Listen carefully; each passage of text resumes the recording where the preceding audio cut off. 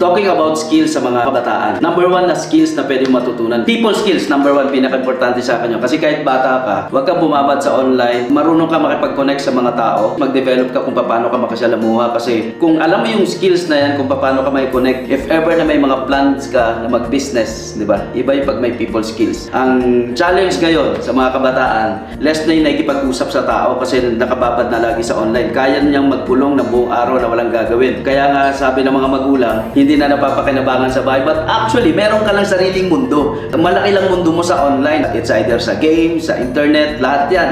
But kailangan din, lumabas ka, makipag-usap, matuto ka makasalamuha. Kasi ang pinaka-importante na skills para sa akin, while bata ka pa, people skills.